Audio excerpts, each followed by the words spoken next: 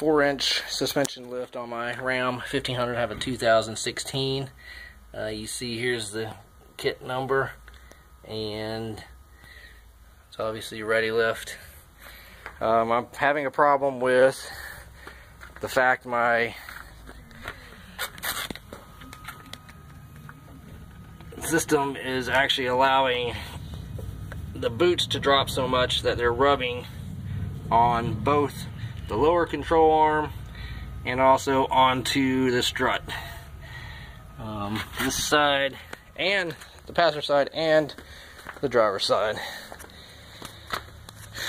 You can see where I spun it around, and you can see the shiny part on the corners where it's already worn just from me, or cutting into the boot just from me spinning it around, because it's literally laying directly against the strut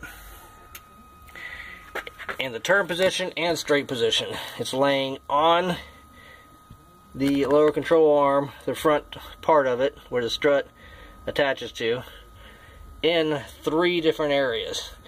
At 1, 2, 3, and then it's also hitting strut. When you straighten the tire, it's hitting in 2 areas. It continues, you can see it in this position here especially, it continues to hit the fork of the strut.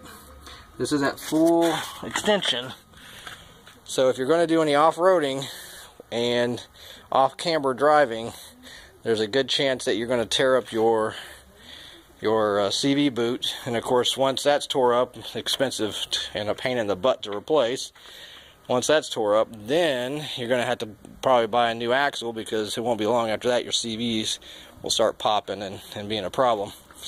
The rear wasn't anything wrong with it, other than the fact your shocks are about, you only have like 1 inch to maybe 2 at the most, but really about 1 inch, 1.5 inches of downward travel once it's set down into place. ReadyLift talked to me and said it's very important that when you put the lift on, that you set the weight of the truck down and then tighten all the bolts up. That's what I did. You know, that to make sure the bushings aren't trying to hold the truck up higher, which wouldn't make a difference anyways, because it's still going to droop all the way down due to the force of your strut.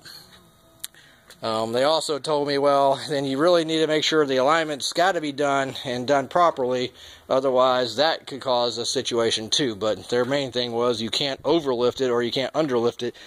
And like I said, this is a stock Ram that I put their lift on, and that's the only thing that's been put on here. Still running the stock shocks in the rear and the stock front struts. So, you know, once I had the alignment done exactly to specs, I mean, you see what their specs are: 0, 0, 3, 3, 0.5, 0.5, and I have 0, 0, 2, 9, 3, 6, and 0, 3, and 0, 4. I mean, almost identical. It still does the same thing. So beware if you buy this lift that it's an on-road lift, not to be used off-roading. You're going to tear up your rear shocks fast because they don't have any down travel, and they're going to bottom out all the time. And the front, you have a good chance of damaging your CVs, boots, and then tearing those axles all to pieces. Alright, I hope this helps somebody.